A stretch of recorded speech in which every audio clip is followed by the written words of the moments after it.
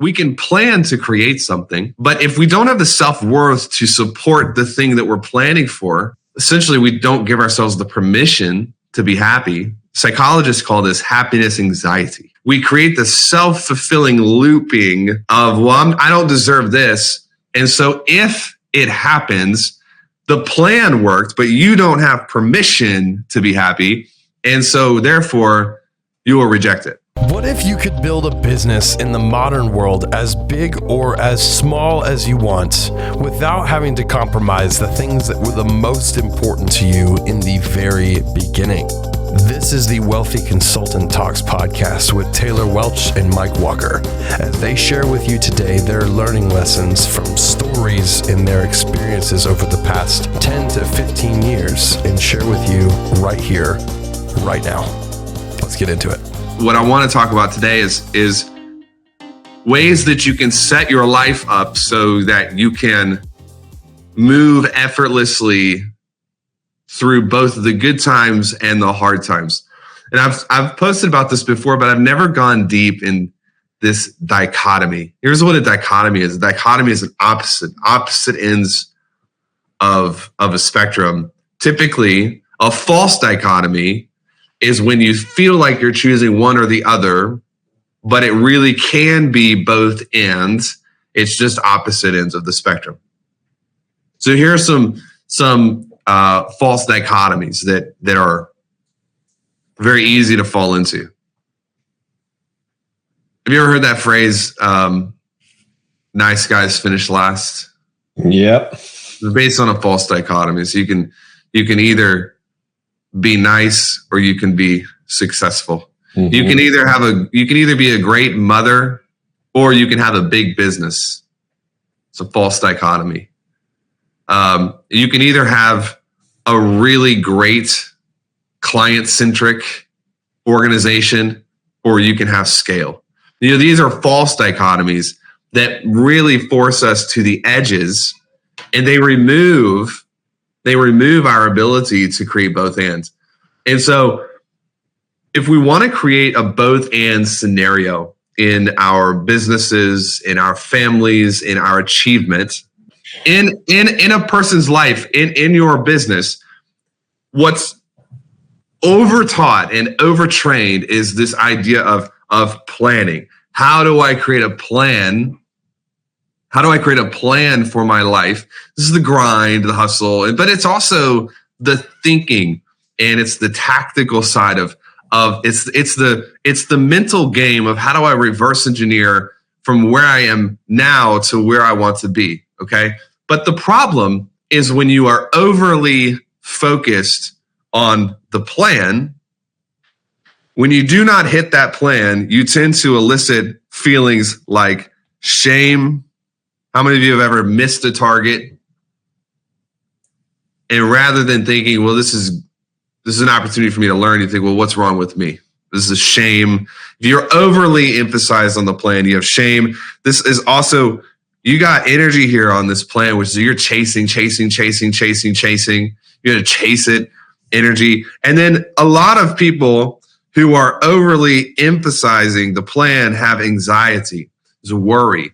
It's this idea of, if I do not hit this plan, what will happen to me? And what does that say about me? Increasing anxiety and worry, things that you're not necessarily excited to live through. The other side that we don't think about is this idea of permission. And when you get into permission, you get the opposite. You get the ability to attract things through your self-worth. You're relatively unbothered. So this is the thing. Think about it this way. We can plan to create something, but if we don't have the self-worth to support the thing that we're planning for, essentially we don't give ourselves the permission to be happy. Psychologists call this happiness anxiety. It's a real thing. It's like happiness anxiety. Wow. Where it's like, okay, you say you find somebody amazing and you fall in love with them, but you don't believe that you are actually worthy of being loved. And so everything that this other person does, you're filtering it through, like you think they're manipulating you, or they're just pretending, or they're cheating, or something dumb. And you're constantly putting them through these little micro tests to prove that they love you because you don't feel like you're worthy of being loved. Hang with me for a second. This is happiness anxiety. And let's say that that person loves you back. Shocker. And they stubborn, perseverant. Like, no, I'm going to outlast you because I do love you. And they make it through your little game and they jump through your hoops. You're so committed to this idea of not being lovable that you begin to think, well, maybe they do love me, and maybe I've settled. Maybe my bar is too low. Maybe they're not worthy of me because the person that I want to be with probably would not love me the way that this person loves me. We create the self-fulfilling looping of, well, I don't deserve this. And so if it happens, the plan worked, but you don't have permission to be happy. And so therefore you will reject it. Wow. People call this the upper limit. Gay Hendricks calls this upper limit problem. It's where there's a limit that you're no longer willing to break through because you don't feel like you deserve it. And if we don't feel like we deserve it, we will not give our permission to stay there. Okay. So permission is about alignment. It's about self-worth, identity. It's about allowing the things that we want to not only happen, but to stay. Here's another thing. Some of us that get really mature in this game, we get sophisticated. You know, like you're in arena, so you hear us talk about it, and you're like, yeah. I've fixed it. And you look around, and there's a loophole that happens when you have something like happiness anxiety. You haven't given yourself permission. Maybe you're not going to push the person away. Maybe it's acceptable as long as you're just not happy. Well, I'll keep a little bit of business success. And it's okay as long as I'm not happy inside of that success. And we reject the things that would bring us ultimate happiness because we don't feel like we deserve to have them. An example in the business would be the exact same thing. You get a great client, or you're on the verge of getting a great client. And, the problem with getting this client is that you wouldn't be worried about money, but you don't deserve to not be worried about money. You don't deserve to have financial security. You don't deserve to be in a position where life is good. Now, we're okay if life is okay,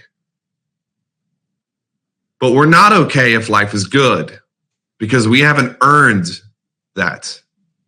So the plan is about earning and chasing. Permission is about receiving and inheriting. You are allowed to be happy because you deserve to be happy. So here's a quick idea for us to think this through. We need both. I'm not an advocate of like, don't plan anything, just walk through life. Nothing exists. Don't drink, don't eat. Yesterday never happened. That's dumb. What I'm a fan of is having both. And what are the things that I'm going to accrue and achieve through my own effort? And then what are the things that I'm going to give myself permission to receive? So let's do this exercise real fast and we're going to keep going. Fill this worksheet out however you want to do it. But I want us to actually get a couple of things that in 2024, what are we planning on creating? What are we planning on achieving, chasing, getting?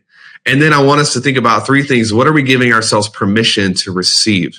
And what you'll notice is these two things should be totally, totally different. So I'm going to let's just give ourselves a minute to get through this and fill this out. So here's the difference in these examples.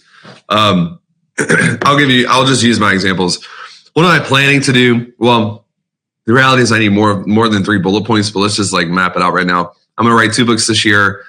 I'm going to do 22 events this year. I'm going to buy a Porsche 911. I'm going to get a Porsche 911 this year. There are things that I'm planning on doing. But then in permission, what you should have is something totally different. I'm going to give myself permission to be loved, truly loved. What does it mean to be loved? It means that you don't have to actually do anything to earn it. And me and my wife are working through this. Like, I'll be honest with you. We're still working through this because I have such a performance identity. You know what I told my coach last week? I was on a call with one of my coaches, and I said, when I do not produce, I feel vulnerable. I feel terrified. Because when I'm in production, I can handle anything. You can take everything away from me. I'll just produce myself right back. But when I'm not producing, when it's a Saturday morning, I'm supposed to be at donuts, or when my wife and I are on vacation, there's this paranoia that happens because I'm not producing, which means I'm vulnerable. I cannot relax. So this is the next thing, giving myself permission to relax. No vulnerability. There's no vulnerability in relaxation. And so what is it that we believe about ourselves and about our environments that prevent us from being able to relax? You don't have to produce on vacation. What is it about us that keeps us perpetually going? And then a third thing that I wrote down is permission to dream. Do you know how low there are periods in my life when I've literally lowered my dreams down to match my circumstances? Mm-hmm. And so you have to have boldness to actually dream. And when you get a real dream, a real one, you'll know that it's real because you have to change for that dream to be possible. If there's no shift in identity required, the dream is too small. Mm-hmm. And so I'm giving myself permission to dream bigger. And the reason that requires permission is because you have to allow yourself to visualize a better future for you to really dream. And we're not going to spend a ton of time on this, but this is something you should definitely work out in private. Definitely work out through the weeks because it doesn't matter how hard you work. If you over rely on your plan and you do not give yourself permission to be happy or to enjoy it or to do the things you've chosen, then you will perpetually spin. You're constantly putting out fires. You'll just destroy the progress you make, and you're constantly starting over. Many of you have felt that way. Let's dive deeper into this, into 3 levels of progress. The first level of progress is your ability to think and solve. To think and to solve. The second level of progress is your ability to have and to keep. And the third level of progress is your ability to be and grow.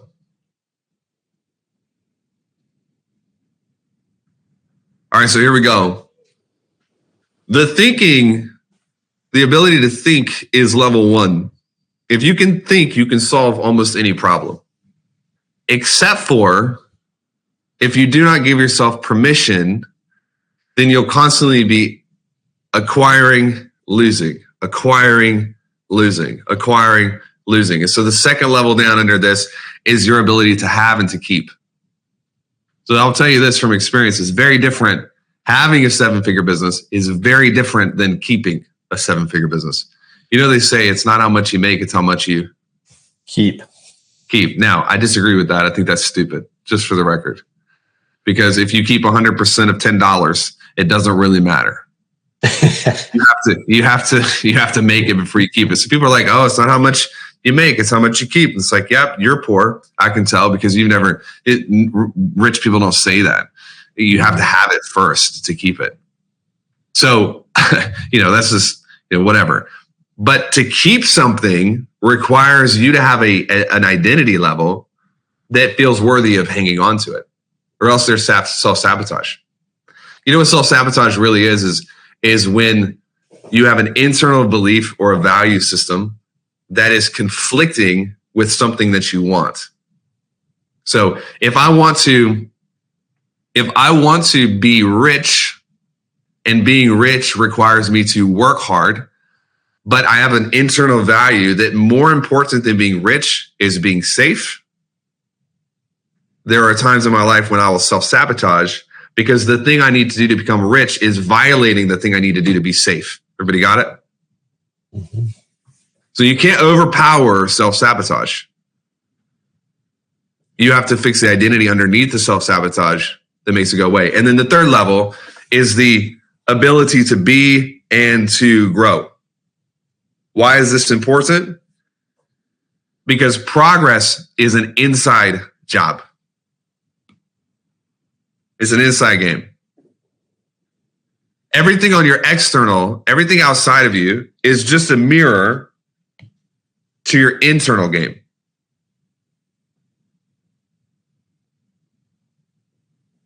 So what will get in the way of progress is thinking through fears, thinking through constantly obsessed with risk, constantly obsessed with what could go wrong, constantly obsessed with why you have to do this to prove to someone else that you're worthy of. And the external accrual of wealth is a facade. And if you get something but you didn't deserve to get it, you'll have to give it back. So this is the third level of the game. And it's probably the most important. How does this patch into everything else? Is a Venn diagram. And I'm gonna just take you through this really fast because I don't want to run out of time. I want to do some Q&A. So we have think. This is the first game right over here. We have.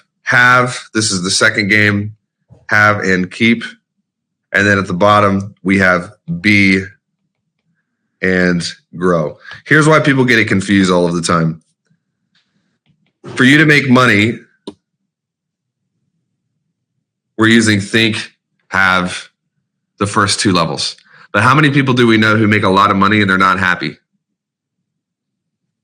Definitely seen it.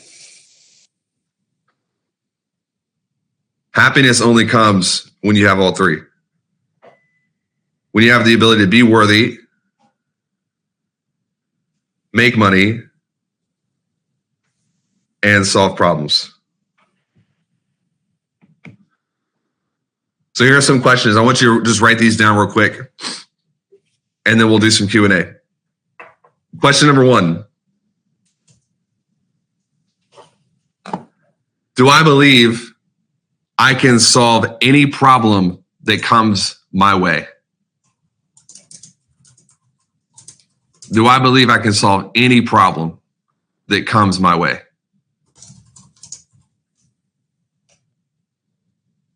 Number 2, can I prevent those problems if I think about them?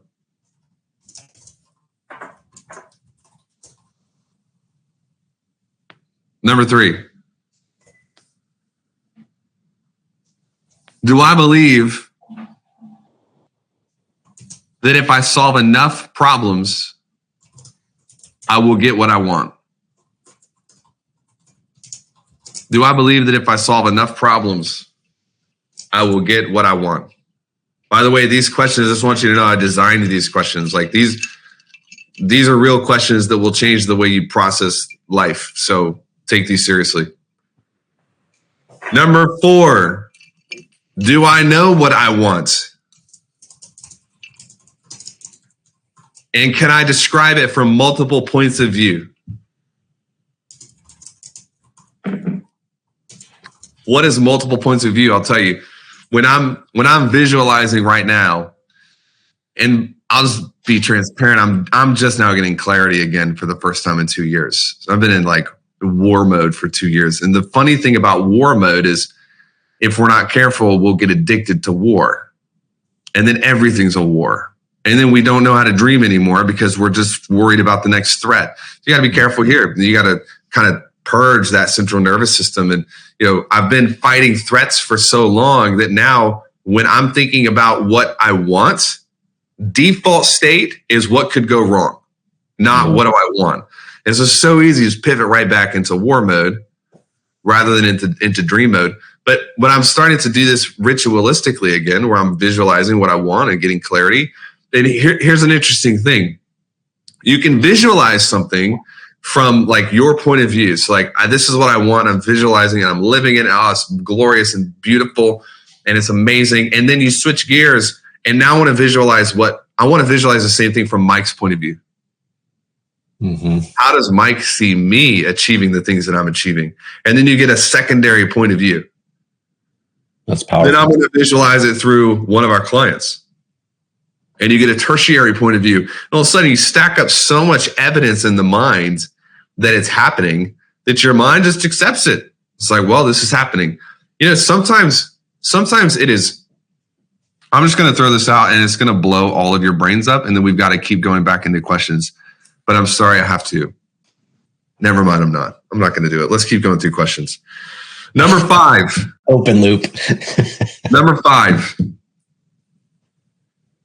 Do I deserve these things that I want right now?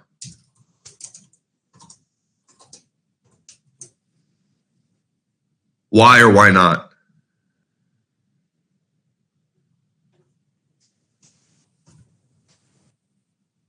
Do I deserve these things that I want right now? Why or why not?